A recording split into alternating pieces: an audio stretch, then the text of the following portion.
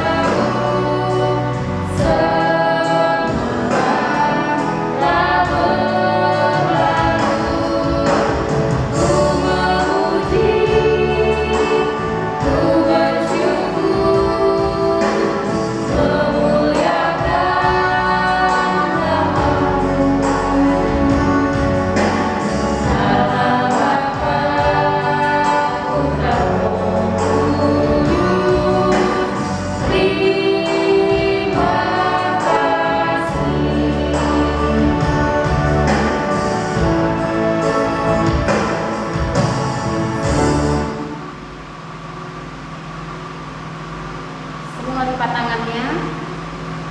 Kita berdoa. Bapak kami yang di surga, terima kasih Bapak, terima kasih Tuhan Yesus, kasih setiamu Tuhan, dan memberikan kami pagi hari ini Tuhan. Tuhan Yesus, kami memulai ibadah kami Tuhan, Tuhan hadir di tengah-tengah kami Tuhan. Jamah hati kami Tuhan, satu persatu lebih adik kami Tuhan, berikan mereka Tuhan hati yang mau mengikuti ibadah di pagi hari ini Tuhan. Kami mulai ibadah. Halo adik-adik, selamat hari Minggu ya untuk adik-adik semua yang ada di rumah. Siapa di sini tadi pagi menyambut hari Minggunya dengan penuh sukacita?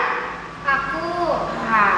Dan menyambut paginya dengan diawali berdoa.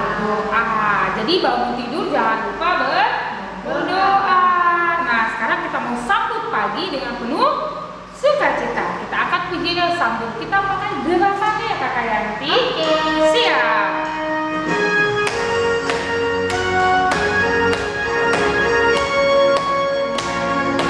Kita sambut paginya. Sambut pagi. Sambut pagi di hari Minggu. Memuji Tuhan itu bauku. Ayo kawan kita memuji Tuhan. Kita bernyanyi puji namanya. Kita akan satu kali lagi. Sambut pagi di hari Minggu. Memuji Tuhan itu bauku. Ayo kawan kita memuji Tuhan. Kita bernyanyi puji namanya. Hai adik-adik, kita mau angkat pujian lagi nih. Oh iya, sebelum angkat pujian, kakak mau tanya dong. Hari ini siapa ya yang bersukaria banget? Aku Kakak bersukacita karena apa ya? Karena ini hari Tuhan kakak. Terus juga karena kita anak Tuhan. Ayo kita angkat pujian. Mari kita bersukaria sambil pakai gerakan ya.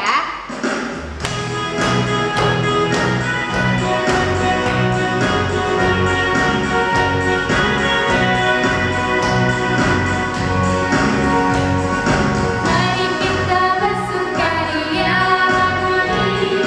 karena ini hari bahagia kita berkumpul jadi satu.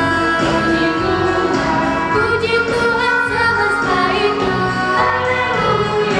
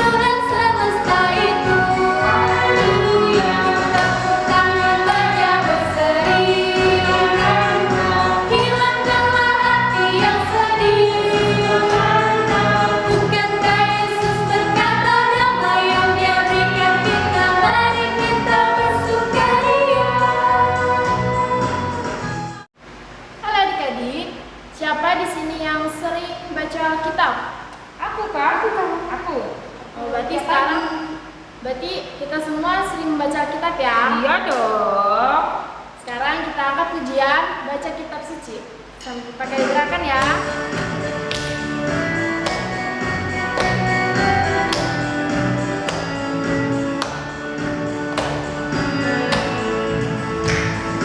Baca kitab suci, doa tiap hari, doa tiap hari, doa tiap hari. Baca kitab suci, doa tiap hari kalau mau tumbuh.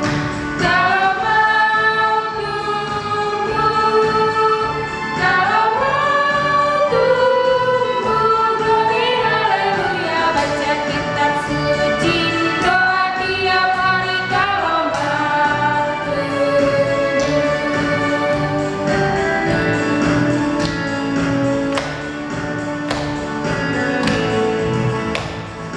Baca kitab suci, doa tiap hari, doa tiap hari, doa tiap hari. Baca kitab suci, doa tiap hari kalau mau tumbuh. Kalau mau tumbuh, kalau mau tumbuh, glory haleluya. Baca kitab suci, doa tiap hari kalau mau tumbuh. Adik-adik, kakak guru sekolah minggu mau kasih tugas lagi nih untuk kalian. Ayat hafalan yang diambil dari Amsal 1 ayat 10. Kali ini hanya khusus kelas 2 dan kelas 3. Nah, untuk pengiriman videonya dimulai dari perkenalan, kelas dari huruf apa, dan ayat hafalannya ya. Pengiriman videonya paling lambat hari Kamis minggu depan jam 6 sore. Sekali lagi, terakhir pengiriman videonya hari Kamis jam 6 sore adik-adik. Nah, sekarang kita dengarkan dulu nih ayat hafalan dari adik-adik kita yang sudah menghafal minggu kemarin. Kita dengarkan ya. Hai kakak sekolah minggu, nama saya Helena Mariani Marbun, biasa dipanggil Ellen. Saya TKB Amsal 1 ayat 8. Hai anakku, dengarlah didikan ayahmu dan jangan menyia-nyiakan ajaran ibumu. Amin. Hai kakak sekolah minggu, nama aku Karen. Aku mau hafalin Amsal 1 ayat 8. Hai anakku, dengarkan didikan ayahmu dan jangankan menyanyikan ajaran ibumu. Aku bahasa Amsal 1 Ayat ya 8. Hai anakku, ku dengarkanlah didikan ayahmu dan jangan menyia-nyiakan ajaran ibumu. Hai kakak-kakak sekolah minggu, perkenalkan nama saya Wara Satana Haroho, kelas 1B, Bakti Pertiwi. Ayat hafalan hari ini Amsal 1 ayat 8. Hai anakku, dengarkanlah didikan ayahmu dan jangan menyia-nyiakan ajaran ibumu. Hai kakak sekolah minggu, nama aku Atalita Siana, panggilannya Arta. Aku kelas 1 SD. Hai anakku, dengarkanlah didikan ayahmu dan jangan menyia-nyiakan ajaran ibumu. 1 ayat 8. Hai anakku, dengarkanlah didikan ayahmu dan jangan menyia-nyiakan ajaran ibumu. Hai, selamat sore kakak sekolah minggu.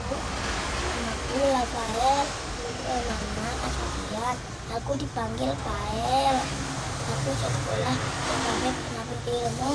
Hari ini berlaku Amsal Amsal Amsal Amsal 1 ayat 8. ayat 8. Bunyinya, Bunyinya, hai anak-anakku, hai anak-anakku, dengarkanlah dengarkanlah ajaran ayahmu dan jangan menyanyiakan ajaran ibumu. Adik-adik, sekarang kita siapkan hati kita. Kita mau mendengarkan firman Tuhan. Semua dilipat tangannya, ditutup matanya. Kita siapkan hati kita. Kita angkat pujian firman-Mu, kita bagi kakiku.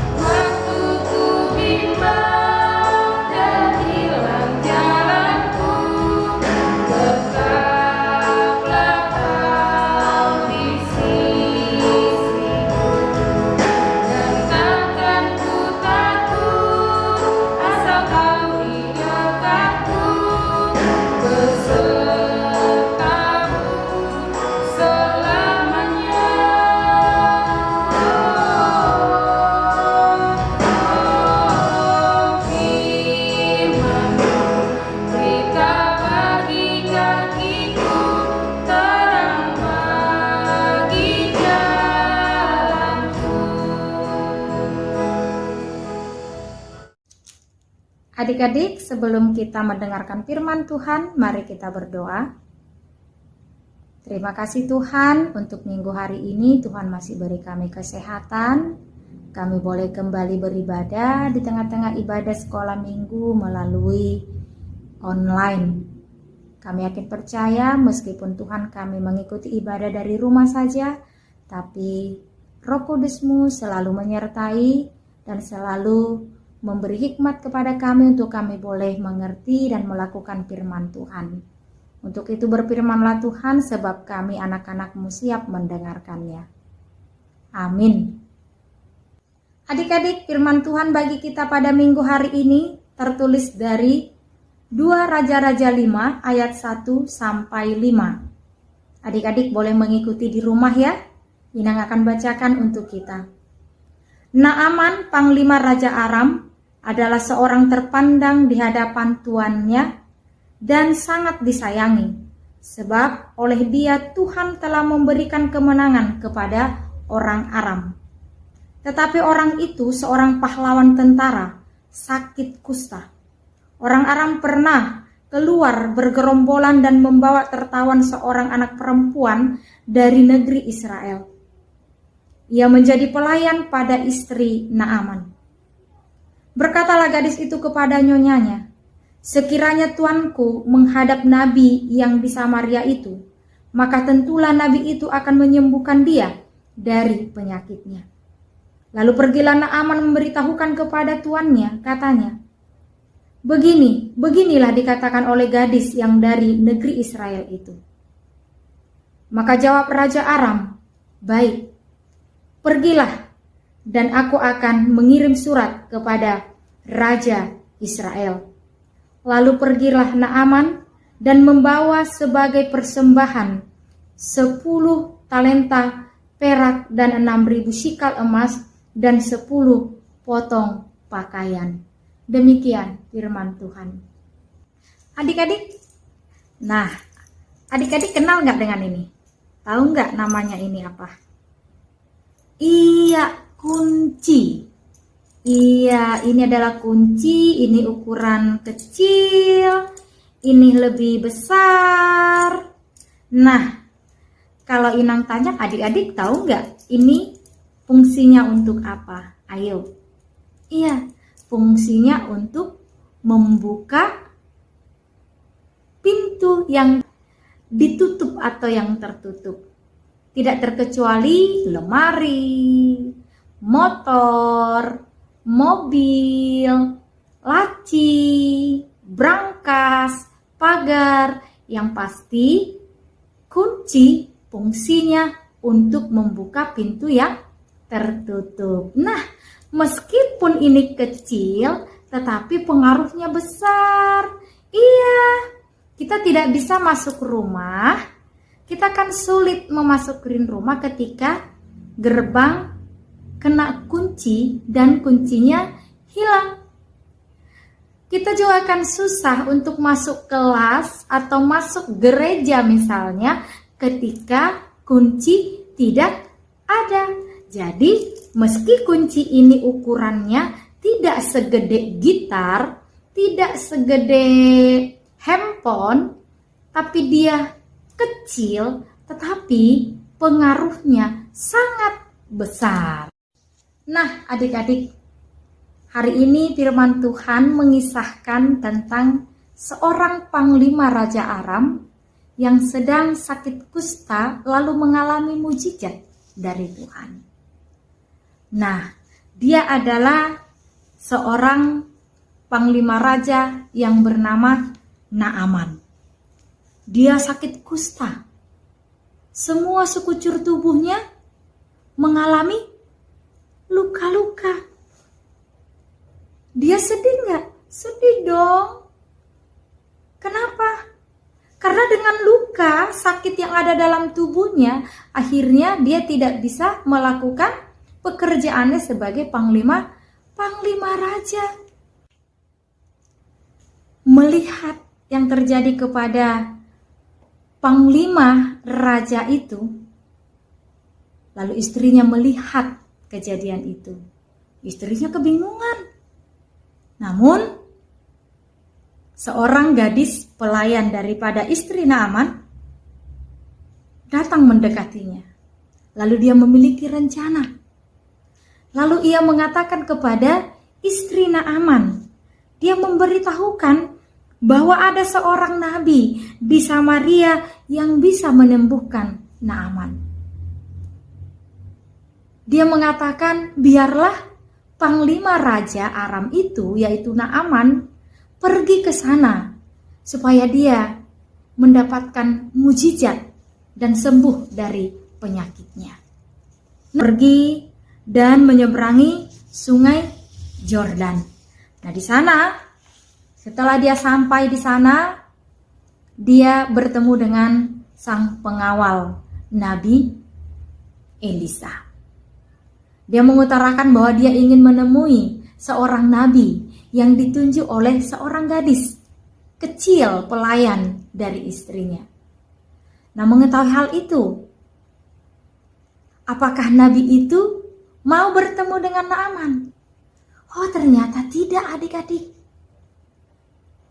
Nabi itu justru menyuruh pelayannya mewakili dia untuk bertemu sang panglima raja.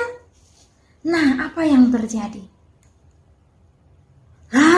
Panglima raja atau Naaman kesal, marah.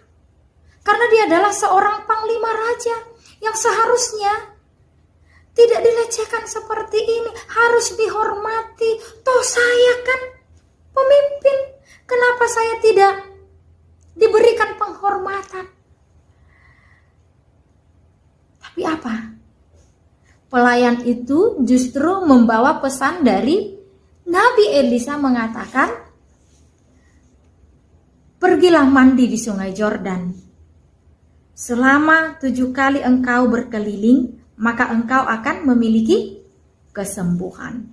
Wah, panglima raja itu akhirnya semakin marah. Kenapa? Karena dia merasa bahwa dia dihina, tidak dihormati. Tetapi apa? Para pengawalnya mengatakan, dengarkanlah apa yang menjadi pesan daripada nabi itu. Akhirnya Naaman pun berangkat ke sungai Yordan. Dia membenamkan dirinya sampai 7 kali. Akhirnya Naaman sembuh. Nah, lewat firman Tuhan hari ini, ada 3 garis besar yang bisa menjadi pelajaran bagi kita lewat kisah dari gadis kecil itu. Yang pertama, bahwa gadis kecil itu tidak menikmati berkatnya sendiri. Nah, apa yang dia terima dari Tuhan, apa yang dia peroleh dalam kehidupannya, dia tidak menyimpannya sendiri. Berkat-berkat yang dia terima dari Tuhan lewat kesehatan, lewat keselamatan, itu dia bagikan kepada orang lain. Dia bagi itu kepada Naaman. Dia tidak menyimpan sendiri. Nah, begitu juga adik-adik anak-anak sekolah minggu. Jangan menyimpan berkat Tuhan dalam hidupmu. Kamu harus membaginya. Contoh misalnya, nah ketika kamu di sekolah, kamu bawa bekal, tetapi teman sebangkumu tidak bawa bekal, dan dia juga tidak memiliki uang jajan. Nah, jangan menyimpan berkat sendiri dong. Harus dibagi. Karena meskipun sedikit, itu akan sangat mempengaruhi temanmu. Sangat menjadi berkat bagi temanmu. Karena dia akan bisa menikmati berkat Tuhan itu lewat makananmu. Dia tidak menahan lapar lagi. Dia tidak menahan haus lagi, tetapi karena kamu berbagi dengan dia, sehingga dia boleh diberkati, boleh terberkati, dan dia tidak lagi lemah dan lemas karena kelaparan. Nah, kedua, kita lihat gadis kecil itu, dia memiliki iman yang sederhana, iman yang polos. Nah, iman gadis kecil itu sangat sederhana. Kepercayaannya begitu murni, sehingga dia tidak ada hal-hal yang lain, tidak ada unsur-unsur yang lain ketika dia memberitahukan kepada istri Naaman tentang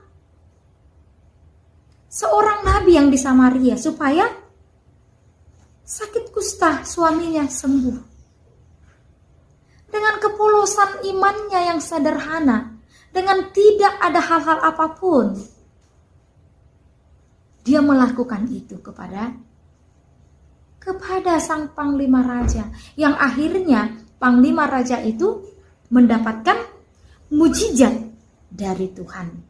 Nah, tidak hanya si gadis kecil, tetapi panglima raja itu juga menikmati mujizat dari Tuhan. Nah, adik-adik juga harus seperti itu. Nah, ketika mau menjadi berkat, ketika menjadi orang yang mau berbagi, jangan ada embel-embelnya. Misalnya, oh saya bagi untuk dia karena dia mau berbagi dengan saya. Saya mau baik sama dia karena dia baik sama aku. Oh, tidak boleh. Atau katakanlah, dia kan biar dia itu baik sama aku, udah deh, aku baik saja. Nah, kalau udah seperti itu berarti ada embel-embelnya, ada alasan-alasan lain. Itu tidak iman sederhana. Iman sederhana itu adalah segala sesuatunya jauh dari hal-hal yang tidak baik. Semuanya positif. Dia melakukannya dengan hal-hal yang positif yang bisa membahagiakan orang lain. Nah, ketiga yang bisa kita lihat dari gadis kecil itu adalah jiwa yang mau mengampuni. Salah satu hidup yang bisa menjadi berkat adalah mengampuni. Adik-adik harus mau mengampuni orang yang bersalah kepada kamu. Jangan membalasnya. Kalau boleh, balaslah kejahatan dengan kebaikan, agar semua orang terberkati dengan apa yang kamu lakukan. Nah, seperti gadis kecil itu, meski dia kecil, tapi dia bisa menjadi berkat bagi orang besar. Dia sangat berpengaruh besar kepada orang-orang sekitarnya. Adik-adik juga harus seperti itu. Seperti kunci yang Inang tunjukkan tadi. Meski kecil, tapi dia sangat berpengaruh dalam kehidupan manusia. Begitu juga adik-adik sekolah minggu. Meskipun kamu kecil, meskipun kamu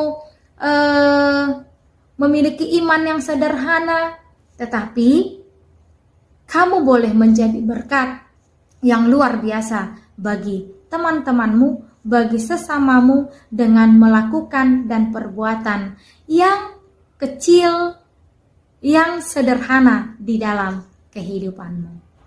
Kita berdoa. Terima kasih Tuhan Yesus, firman-Mu telah kami dengarkan. Biarlah itu Tuhan boleh menjadikan hidup kami menjadi anak-anak yang lebih dengar-dengaran lagi akan firman-Mu. Biarlah kami Tuhan, walau kecil, kami boleh menjadi berkat dalam kehidupan kami. Seperti gadis kecil, seorang pelayan dari istri Naaman. Dia boleh menjadi berkat bagi tuannya, bagi bosnya. Meskipun dia tuan seorang tawanan, tetapi dia boleh menjadi seorang yang mau mengampuni akan perbuatan-perbuatan orang dalam hidupnya. Biarlah Tuhan firman Tuhan hari ini boleh mengajarkan kami dan kami boleh melakukannya dalam kehidupan kami. Lewat perilaku, sikap dan perbuatan kami untuk teman kami, untuk sesama kami, dan kepada siapapun ya Tuhan. Dalam Kristus Yesus kami berdoa dan mengucap syukur. Amin. Adik-adik, sekarang kita mau mengumpulkan persembahan. Kita siapkan persembahan kita di tangan yang bagus ya. Kalau sudah, kita angkat persembahannya. Kita sama-sama bilang, Tuhan, inilah persembahanku, aku tidak berbohong. Berkati Tuhan, amin. Adik-adik, jangan lupa ya, persembahannya bisa kita titipkan ke kakak guru sekolah minggu atau paralelo week kita masing-masing. Sekarang kita angkat pujian kita, Betapa Hatiku.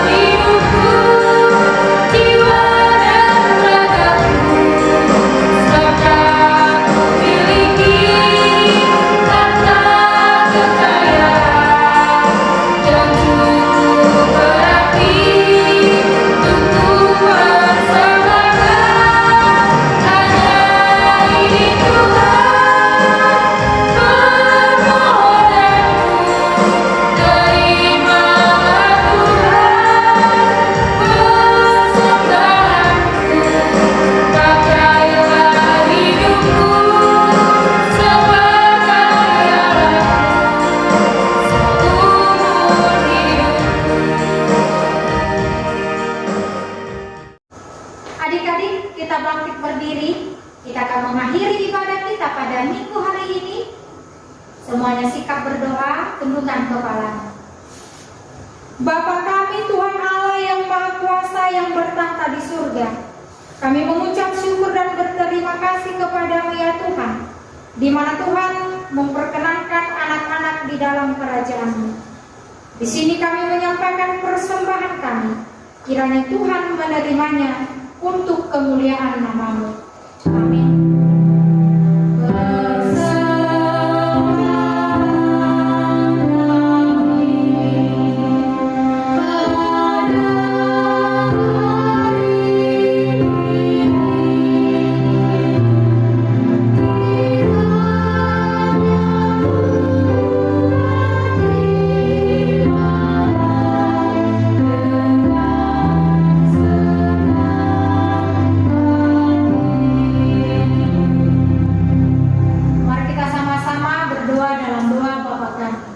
Bapa kami yang di surga, dikuduskanlah nama-Mu, datanglah kerajaan-Mu, jadilah kehendak-Mu di bumi seperti di surga. Berilah kami pada hari ini makanan kami yang secukupnya, dan ampunilah akan kesalahan kami, seperti kami mengampuni orang yang bersalah kepada kami. Dan janganlah membawa kami ke dalam pencobaan, tetapi lepaskanlah kami daripada yang jahat. Karena Engkau yang punya kerajaan dan kekuasaan dan kemuliaan sampai selama-lamanya. Amin. Tuhan memberkati engkau dan melindungi engkau. Tuhan menyinari wajahnya kepadamu dan memberi engkau kasih karunia. Tuhan menghadapkan wajahnya kepadamu dan memberi engkau damai sejahtera.